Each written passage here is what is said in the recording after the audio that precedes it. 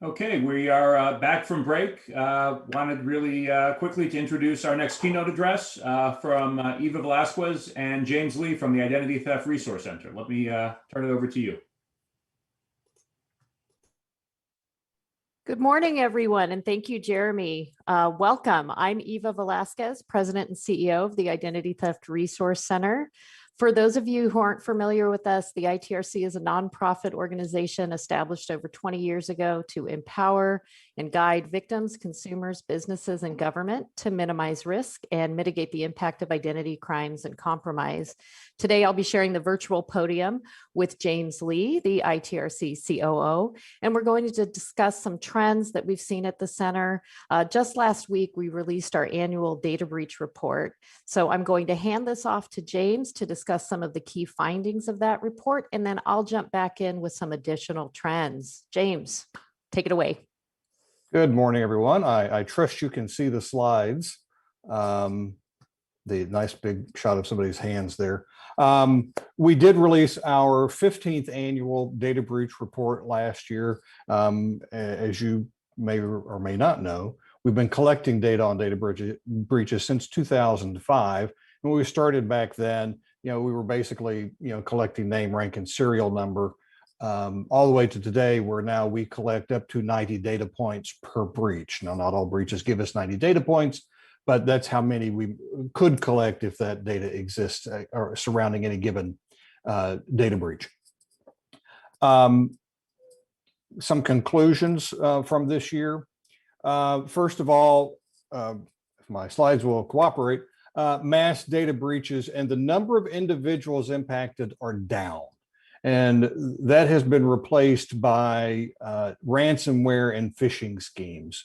So fewer expeditions to collect mass amounts of consumer information, more about single attacks that can result in large amounts of things that you can monetize. That is out. This mass collection is out, but more targeted attacks are in particular attacks that can yield logins and passwords. Credentials are the coin of the realm today, as opposed to what we have traditionally thought of as being the kind of information that threat actors wanted to collect. And then lastly, and this is the point that Eva will focus in on, is while we're seeing this trend of a downward collection of mass amounts of data, we are seeing an increase in identity fraud. And along with that, we're seeing a decrease, though, in the resources available to support the victims of these kinds of crimes and compromises. So let's look specifically at what does this year's data breach report tell us. So as you can see here, when you break data breaches into its constituent parts, data breach is sort of a generic term. At the ITRC, we view these things a little bit differently than some of the other reports you may see. First of all, we make a distinction between a breach and an exposure. So a breach is where your system is actually corrupted and data is exfiltrated. So it is removed or stolen from that place where it was created and was at rest. So that in our definition is a breach. You contrast that though with an exposure, so a compromise. And that is where most commonly somebody forgets to put the password on the cloud environment. So that data never leaves the environment where it was created or stored. So it's available for viewing. It is still data at risk, but it's not the same risk as data which has been exfiltrated, where it's been removed from that place where it was created. So as you can see here, the longer term trend, going back to 2017, has been this downward. It's a little lumpy, but it is overall, it's been a downward trend in mass collection of consumer information. Just from 2019 to 2020, that's about a 19% drop year over year. It's a 33% drop over the life from our high in 2017 to the end of 2020, 33% drop in terms of overall. You can also see the number of exposures has also declined along with the number of raw number of breaches. in terms of raw number of true data breaches and overall, we're basically back to where we were in 2016. So let's look at this a different way. And that is, let's look at this contrast between impacted individuals as well as the breach, and break it into its constituent parts once again.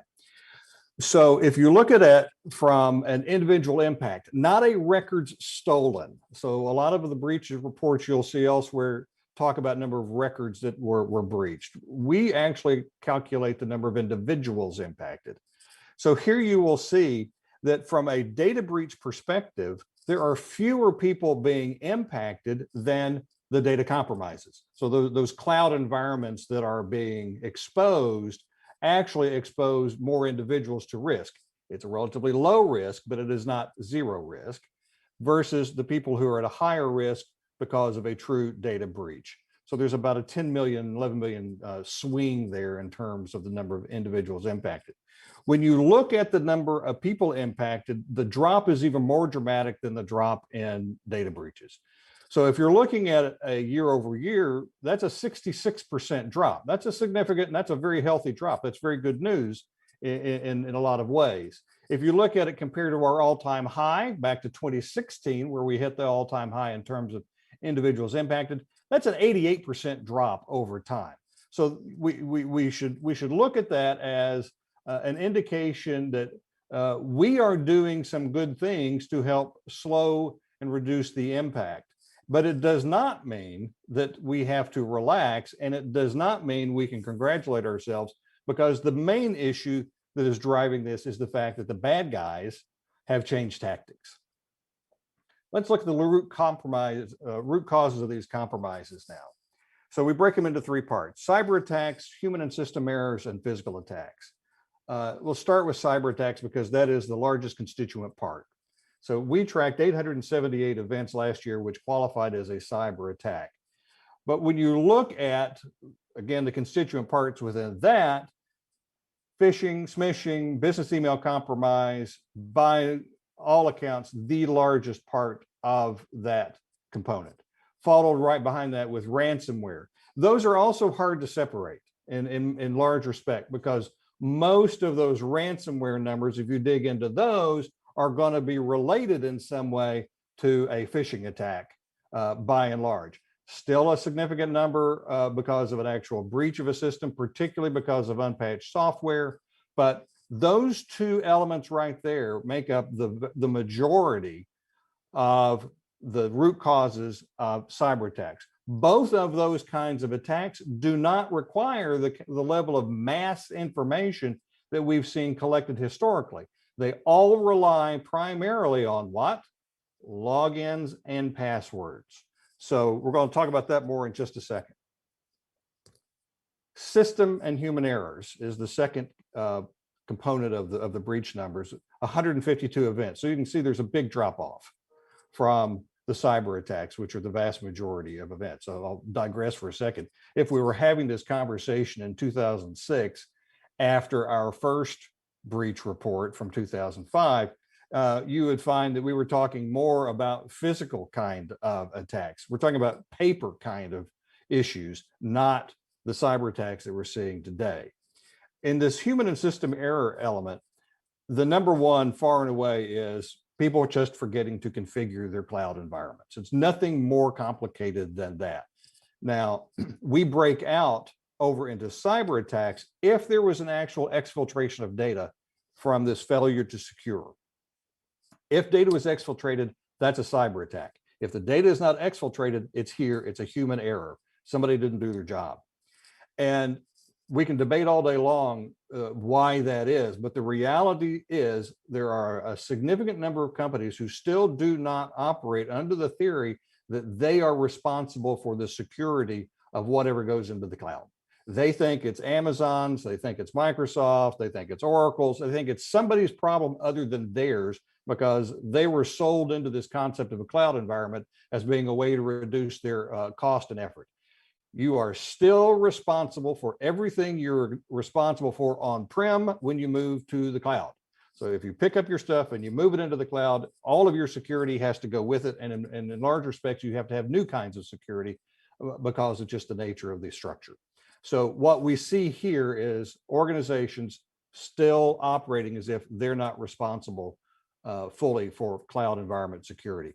We still see a lot of emails, and in some cases, actual letter correspondence through the post that includes personally identifiable information. So we do still see people just emailing files with reams of personal information in it. But not very often, but it does happen. It happens more often than what you see over here in the last category, which is physical attacks, which is about half of what you're seeing in the human and system errors. Device theft, clearly, I don't think it'd be a surprise to anyone. That's primarily, handheld devices, phones, tablets. I still see some laptops, but not to the degree that we saw, 5-10 years ago. And then document theft. People do still steal documents, or we did have a case this year. In fact, most of the impact in that category was from a single incident in the Chicago area where a document management company went out of business.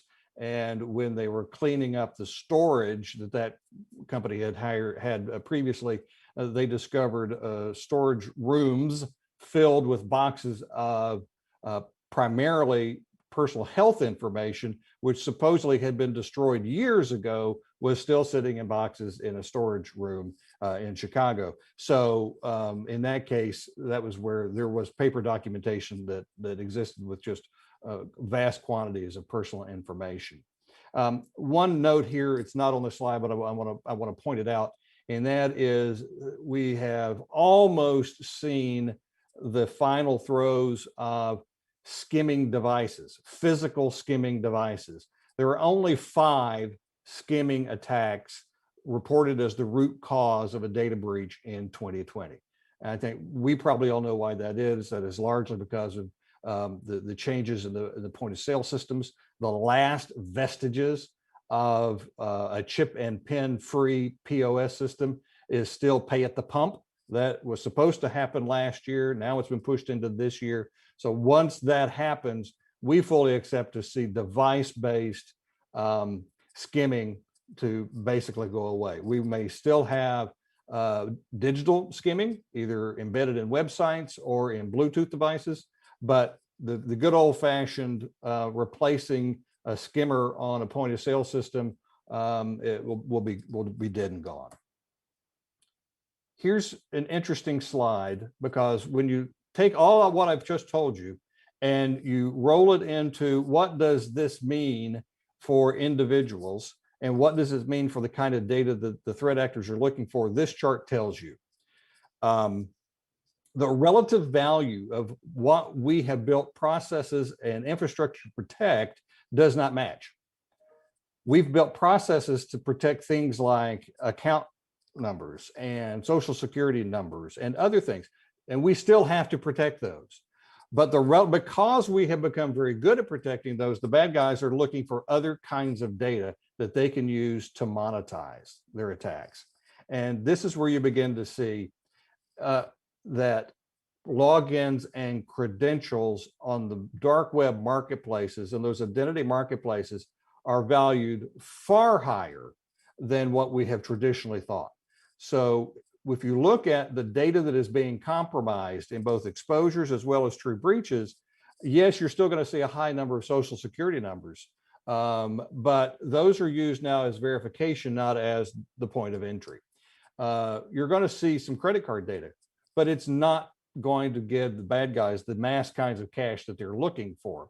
So you can see here on the slide, a price list from one of the major marketplaces. Your basic MasterCard or Amex are going to get you, $15 to $35, right? But if you drop down to your Gmail account, which, as we all know, people use the same login and password on multiple accounts, both at work and at home. So if you can get that Gmail account, you may have the keys to the kingdom to be able to execute a very devastating kind of ransomware attack. That Gmail account's worth $155. My credit card, $15. My Gmail account, $155. My social security number for an adult, $4. Not exactly the most valuable piece of information anymore. The single highest priced item that you're seeing now on the dark web are two things. One, if you can steal a Fortnite gamer skin, you can get up to $25,000 for a top tier player. Has no impact on anything other than you have bypassed everybody else trying to get to the top of the heap, and you didn't have to play all those weeks or however long it takes you to get to that level. So you can become an elite player if you got 25,000 bucks in your pocket. More practical for our purposes, though, is the value of an email administrator's login. $120,000 to start. So this shows us the real world impact of what the bad guys are doing. They are no longer interested in attacking 100 or 1,000 consumers at 300 bucks a pop, when they can go to an organization through a ransomware attack or through a business email compromise attack, and get hundreds of thousands of dollars, if not millions of dollars, in a single attack. I want to talk specifically about supply chain for just a second. And that's because we did have some anomaly last year, and it illustrates the point I just made. Why would you attack 500 companies when you can attack one company and get the data of 500 companies? And that's exactly what happened with the supply chain attack against Blackbaud. We also have seen the supply chain attack linked to SolarWinds. And now, as we're seeing, that there were other organizations hit that had no connection to SolarWinds, but a similar kind of attack through a supply chain. Blackbaud, for purposes of our discussion, though, was only a single attack. Yet more than 500 organizations have said our data was at risk because of that ransomware attack. And those 500 organizations represent more than 12 million individual people. So if we were to look at the data a little bit differently, and you treat each of those as separate attacks, the numbers we've just talked about would be higher. However, it was a single attack. It was only a single effort by the threat actors, which yielded them a significant amount of money for a relatively low amount of effort, which is exactly what they are trying to do. And now that's our data. Eva is going to pick it up from here and talk about some of the other practical effects of the things that we've just talked about. Thank you, James. That was fantastic. And yes, now I'm going to touch on some other noteworthy trends that we saw last year. Look, I know this is an understatement to say 2020 was a unique year, but particularly when it comes to pandemic-related fraud, it truly was. In addition to all the threats that we were previously dealing with, some of which James just highlighted, we saw other vulnerabilities in our systems and new exploitation types emerge. And the introduction of the economic relief packages, while necessary, created new opportunities, and they were more lucrative. And so it really made the bad actors come out to exploit them. And they were especially prevalent in our distribution processes. These bad actors absconded with those dollars, leaving those legitimately in need with little to no recourse. And this was a problem at both the federal and the state level. This bottom chart shows the contacts that the Identity Theft Resource Center received regarding stimulus payments. So a brand new fraud type for 2020. And you can see that spike in contacts in May, and then it tapered off as 2020 came to a close. However, with the new round, this is now an ongoing problem. We saw another spike last month in January of 2021, and it's currently continuing. We had a similar experience at the state level, and this was with unemployment benefits, identity theft, or unemployment fraud. And for context, this is not a new problem. The use of someone else's credentials to obtain government benefits or services like unemployment, it's been around for a long time. We, the ITRC, average about 10,000 cases and contacts annually every year. Last year, it was around 11,000. And that's for all identity fraud types. In 2019, we had a total of 19 contacts into our call center for this particular issue. Total of 19 for unemployment's identity theft in 2019. In 2020, that number spiked to more than 900. And it keeps going. These are just the 2020 numbers. Last month, we had an additional 145 contacts regarding this problem. And no state was immune. This occurred across all 50 states, and to date, it has cost us billions. Some recent numbers out of the state of California are reporting fraud numbers at about 11 billion. And of course, that's just what's been detected. That's just what we know about. Those numbers are going to increase. And, stepping away from the data for just 1 second, our frontline advisors who were handling these calls were reporting to me daily that people were contacting us, crying, sobbing, really, because after they finally got through, after weeks of trying to file their claim, their claim was denied. And they were denied because they were told they were already receiving those benefits. That in turn made them have to start all over again, report the fraud, wait for resolution, and then wait to receive those essential dollars to meet their basic needs. And most of these people were reaching out to us because they couldn't get in touch with anyone at the appropriate agency to report or resolve the problem. They were truly stuck, not knowing what to do. And it was really heartbreaking for everyone on our team. That is a huge problem in and of itself. The agencies simply did not have the resources or capacity to respond to the problem and meet those needs. Now, again, we've talked about a lot of data. So James, next slide, please. And I'm not going to dispute that it plays an important role of our understanding and the landscape, but it's not the entire story. It doesn't give us the full picture. Are we playing musical slides? It's, technology, has a mind of its own. This is a technology group, right? So of course it's going to misbehave. So, okay, now this is where I would like to really do more to humanize some of this data. It's really easy for us to forget when we analyze all of these numbers that, behind every one of them, there is an actual person that is being represented, whose life is being adversely impacted. And I believe that building and sharing a better understanding of these impacts is really one of the critical roles that the Identity Theft Resource Center has. It's a huge part of our mission. And one of the ways that we accomplish this goal is through our aftermath study.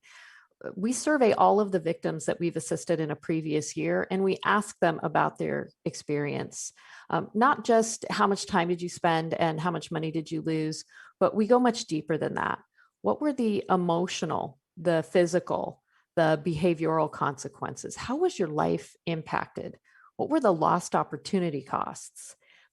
And when I say lost opportunity costs, consider the job applicant who doesn't pass the background check due to fraud, or the college-bound student who's unable to obtain necessary loans because a thief has destroyed their credit, unbeknownst to them, and they have to delay pursuing higher education until they remediate that case. How do we measure the cost of those lost opportunities?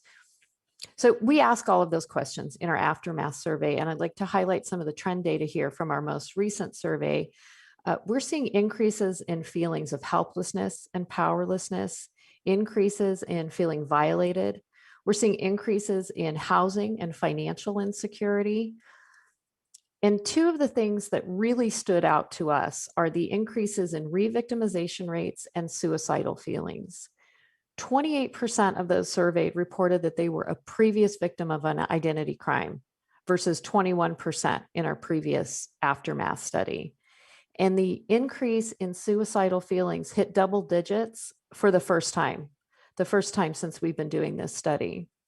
And while we generally will have a small number of respondents, 3%, 6%, reporting that they were feeling suicidal, which is absolutely tragic, this year it was 10%.